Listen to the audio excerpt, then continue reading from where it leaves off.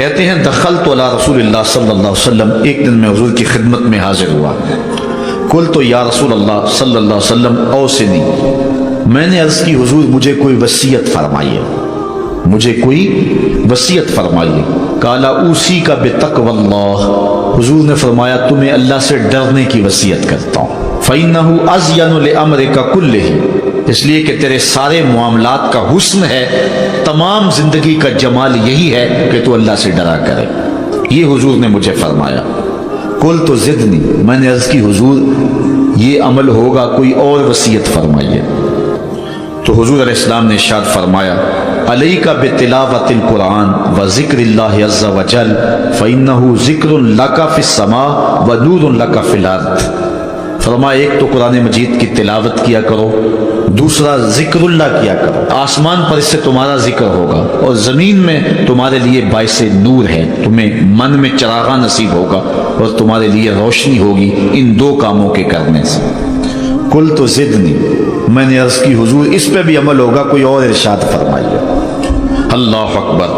حضور علیہ السلام نے ارشاد فرمایا علیک بطول الصمت، تمہارے اوپر زیادہ خاموشی اختیار کرنا ہے، زیادہ باتیں نہ کیا کرو، لمبی خاموشی رکھا کرو. فإنہ مطردۃ للشیطان وعون لک فی امر دینک، اس سے دو فائدے ہوں گے، ایک تو شیطان بھاگ جائے گا، دوسرا امر دین میں تجھے تقویت ملے گی.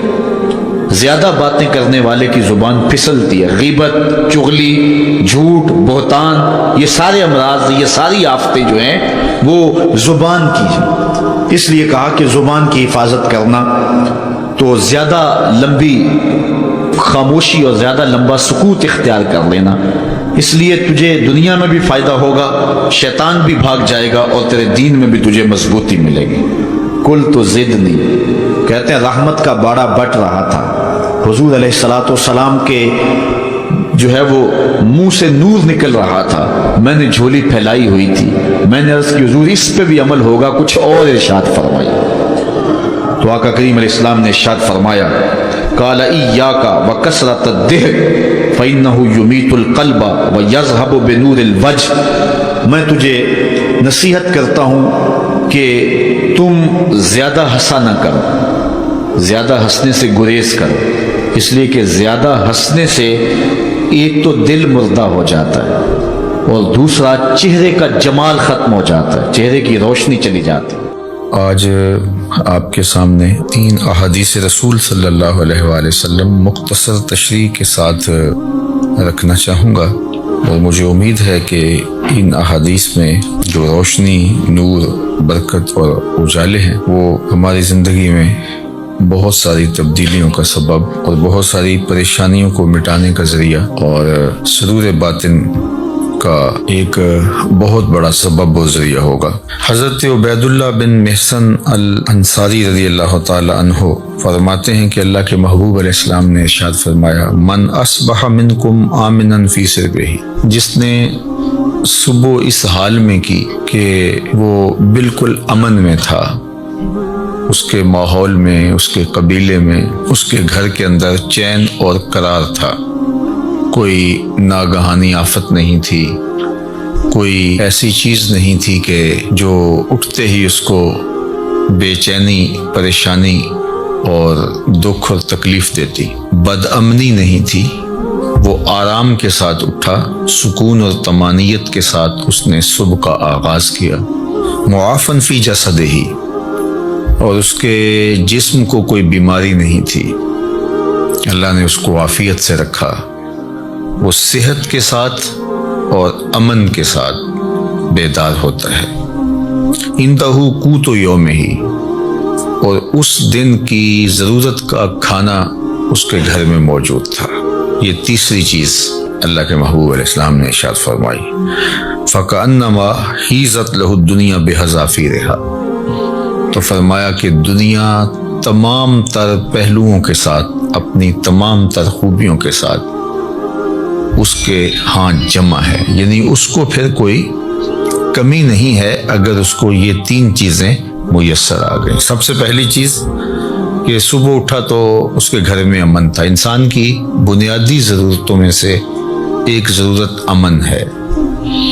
بد امنی، بے چینی اور معاشرے کے اندر پھیلا ہوا انتشار یہ بہت اذیت ناک ہوتا ہے، اور اگر انسان کو اپنی جان کا بھی خطرہ ہو تو اب مجھے آپ بتائیے کہ باقی چیزیں تمام کی تمام میسر بھی ہوں تو ان سے تلذذ تو حاصل ہی نہیں کیا جا سکتا۔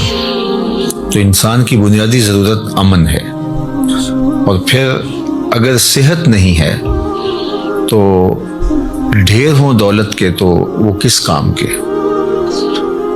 اور تیسری بات کہ انسان کے پاس صحت بھی ہے اور امن و امان میں بھی ہے، لیکن کھانے کو ایک دن کی روزی بھی نہیں ہے، تو ظاہر ہے پیٹ تو تقاضا کرتا ہے۔ بھوک جب ستاتی ہے تو انسان اس کے لیے بے چین ہو جاتا ہے۔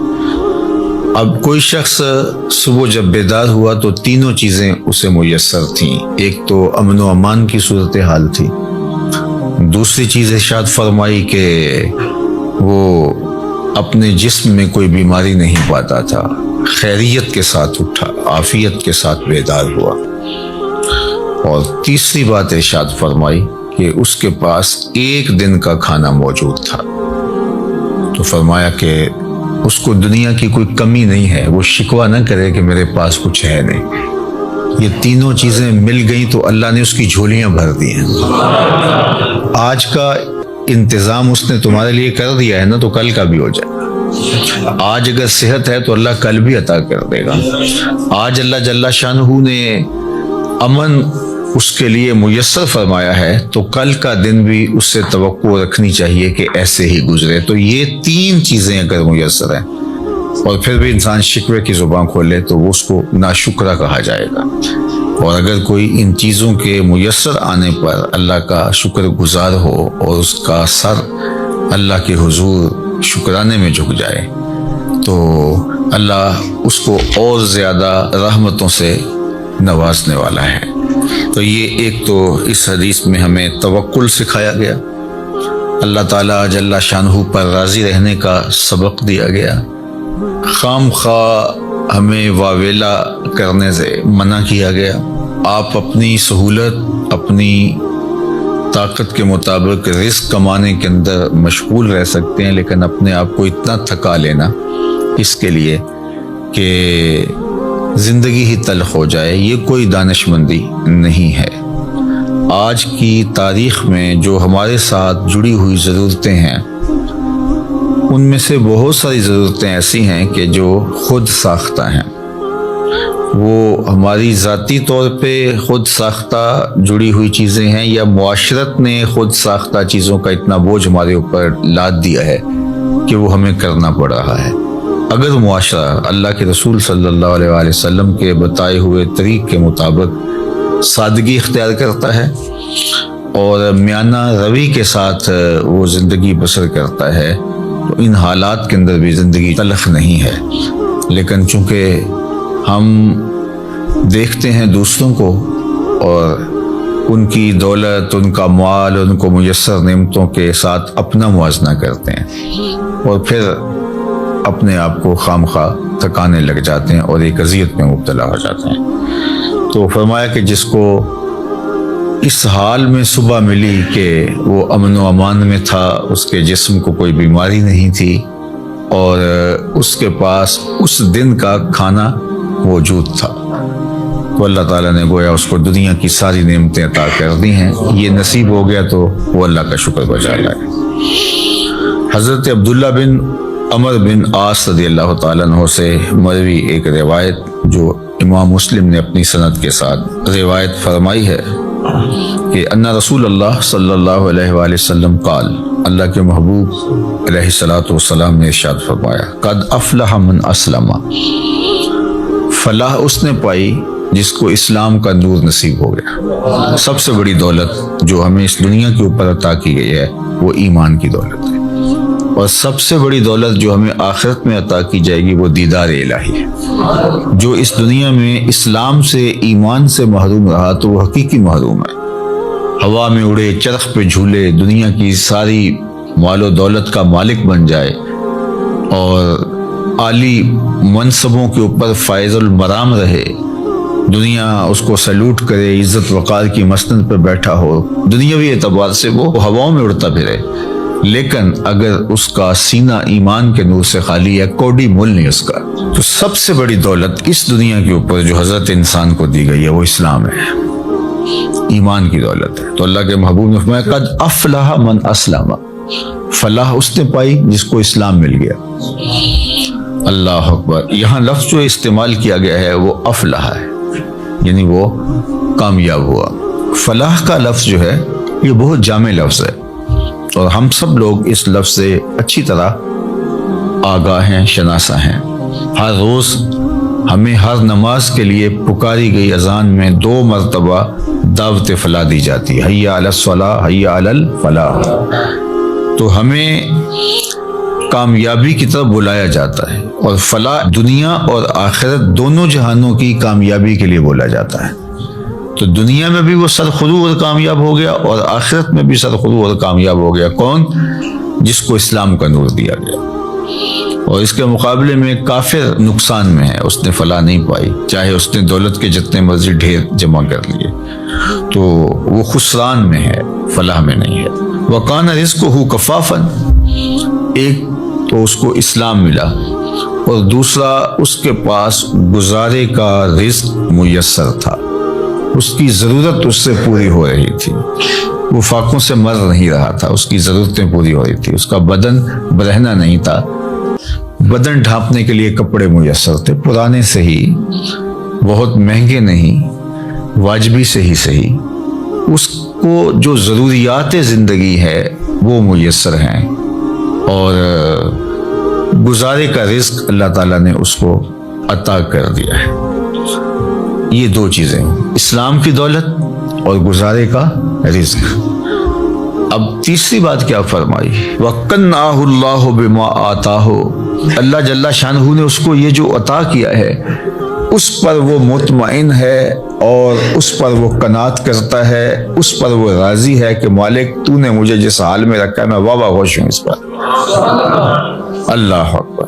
تو ایسا شخص کامیاب ہو گیا، یعنی ایمان کا نور نصیب ہے، اسلام کی دولت میسر ہے، اور ضرورت کی روزی اس کو نصیب ہو جاتی ہے، اور اس پر وہ راضی بھی ہے، اس پر وہ قانع بھی ہے، خوش ہے کہ مالک میں تیری تقسیم پہ راضی ہوں۔ اللہ سے زیادہ کی اگر وہ طلب کرے اور کوشش اور سعی کرے تو شریعت اس سے بھی نہیں روکتی، لیکن جتنا اس نے عطا کر رکھا اس پہ بھی تو راضی رہے، اس پہ بھی تو خوش رہے۔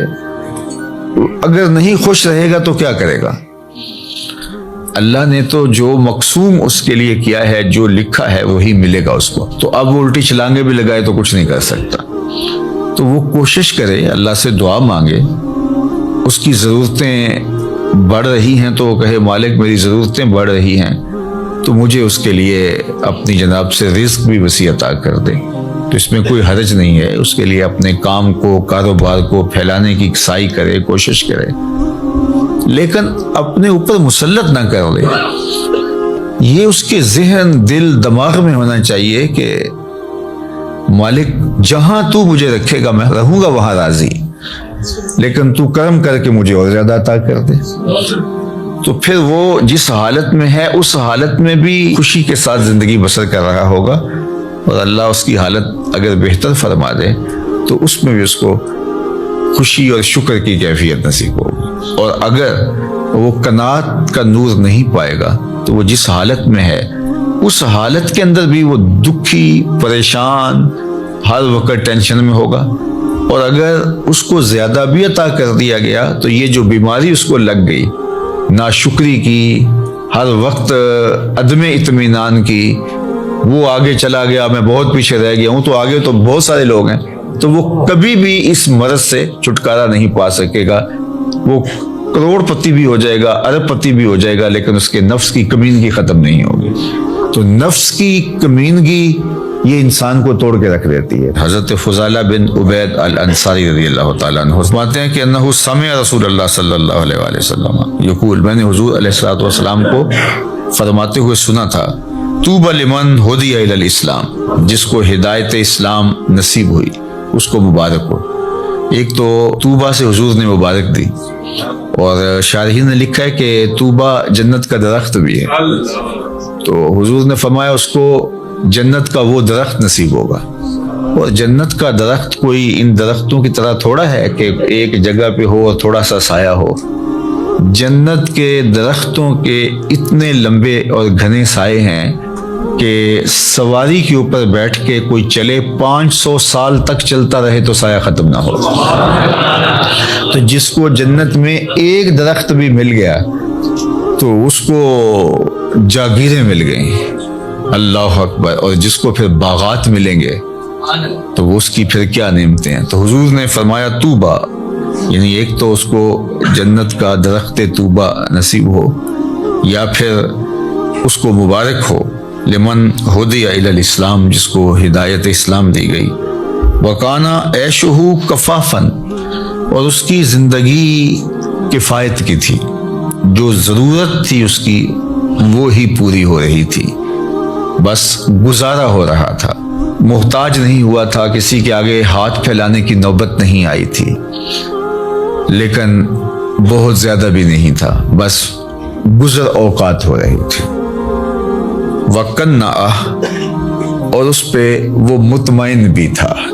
یہ مطمئن ہونا اوقع ہے، چونکہ جس حالت میں وہ رکھے اس حالت میں تو رہنا پڑے گا ہی، وہ کیا کرے گا، لیکن اس حالت میں رہ کے اس پر مطمئن ہونا، اصل یہ وہ چیز ہے کہ بندہ کہے کہ مالک میں تیرے اوپر راضی ہوں۔ اور اگر کوئی بندہ اللہ کی اس تقسیم پہ، اس کے دیے گئے پہ راضی ہو جاتا ہے، تو اللہ کے محبوب کا ایک اور فرمان ہے جو سیدنا علی المرتضیٰ رضی اللہ تعالیٰ عنہ سے مروی ہے، کہ جو اللہ کے دیے گئے تھوڑے رزق پہ راضی ہو گیا، اللہ کے محبوب فرماتے ہیں اللہ اس کے تھوڑے عملوں پہ راضی ہو جائے گا، کہ بندے تجھے ضرورت بھی تھی اور پھر بھی تو میرے دیے پہ راضی ہو گیا، تھوڑے پہ راضی ہو گیا۔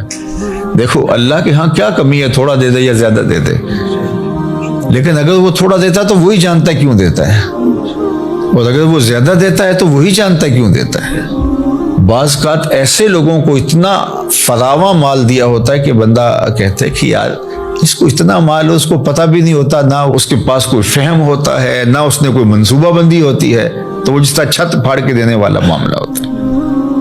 اور بڑے بڑے ملازمین اس کے آگے پیچھے ہو رہے ہوتے ہیں، وہ کسی کام کا آدمی نہیں ہوتا۔ میاں صاحب نے کہا تھا بے وقوفاں دے نوکر ویکے، دانش مند سیانے، تو بڑی دولت دے دیتا ہے۔ اور بعض بہت پڑھے لکھے، سمجھدار، معاملہ فہم، لیکن بیچارے بمشکل اپنا گھر چلا رہے ہوتے ہیں۔ اب یہ اس کی تقسیم ہے۔ ہاں اگر قناعت مل گئی، شکر گزاری کا جذبہ مل گیا، وہ جس کو زیادہ دیا اس کو بھی اور جس کو کم ملا اس کو بھی، تو پھر اللہ کی طرف سے کامیابی ہے، وہ پھر فالح ہے۔ چونکہ اگر وہ یہ جذبہ دے دے تو پھر گزارے کے رزق پر بھی قناعت، اللہ پہ راضی رہنے کا جذبہ اور توفیق بہت بڑی سعادت ہے۔ اور اگر یہ نور نصیب نہ ہو قناعت کا اور اللہ پہ راضی رہنے کا، تو پھر کروڑوں اربوں کے باوجود بھی انسان ناشکرا ہی رہتا ہے۔ وہ کہتا ہے نہیں بس چل ہی نہیں رہا جی، آج کل ہیں ہی بہت مشکلات۔ میں ایک دفعہ ایک سفر پہ تھا تو ایک شخص مجھے ملا، کوئی تقریب تھی، اس کے بعد مصافحہ کرتے ہوئے تو جس طرح ایک روٹین کے ساتھ کیا حال ہے، کیسے ہیں، تو اس کے کپڑے کچھ پھٹے ہوئے تھے، لوگ مل رہے تھے، تو میں ہر ایک سے پوچھ رہا تھا کیسے ہیں جناب، کیسی طبیعت ہے۔ تو میں نے جب اس سے پوچھا تو اس نے کہا اللہ کا بڑا کرم ہے۔ جب ہاتھ اٹھایا تو یہاں سے اس کی قمیض پھٹی تھی، لٹک رہی تھی، تو اس کے اس انداز سے میں رک گیا اور میں اس کو کہا کہ آپ مجھے دوبارہ ملیے گا، جب لوگوں سے ملاقات ہوگی تو پھر میں نے کہا اور سنائیں کیسے ہیں، تو کیا کر رہے ہیں، تو وہ کہنے لگا کہ میرے پاس 6 کنال زمین ہے، اس میں تھوڑی سی کاشت کر لیتا ہوں، اور اس زمین سے میں نے 10 مرلے جگہ مسجد کے لیے وقف کی ہے اور میں خود مسجد بنا رہا ہوں، بس آپ دعا کریں کہ اللہ کا گھر بن جائے۔ وہ تھوڑا تھوڑا کماتا ہوں، کچھ بچوں کو دیتا ہوں اور کوئی بچتا ہے، اور کوئی اور بھی اگر تعاون کرتے تو اس کی مہربانی، ورنہ میرا عزم ہے کہ اس کو بنانا ہے۔ تو وہ کوئی عالی شان دنیاوی اعتبار سے تو نہیں بنے گی، لیکن جیسے بھی تو میری بس آرزو ہے کہ میں زندگی میں مسجد کو مکمل ہوتا دیکھ لوں بس۔ اب اس نے ہاتھ کھڑا کیا تو یہاں سے پھٹی ہوئی قمیض لٹک رہی تھی، لیکن ایسے ہاتھ اس کا، اللہ کا شکر ہے۔ میں کہتا ہوں یہ شہنشاہوں کو بھی نصیب نہیں ہے، جو چین کی نیند اس سے آتی ہوگی کسی اور کو آ سکتی ہے۔ تو اللہ پہ اگر آپ راضی رہنا سیکھ جائیں تو پھر جس حالت میں ہوں گے تو اللہ آپ سے راضی ہو جائے گا، اور اگر نہیں سیکھیں گے تو اربوں خربوں کے بعد بھی وہ بعض کروڑ پتی ارب پتی ان سے رواجن ہی پوچھتے ہیں جناب کیسے حال ہے، وہ کہتے ہیں چل ہی رہا ہے، اور وہ کہتے ہیں اللہ کا فضل ہے۔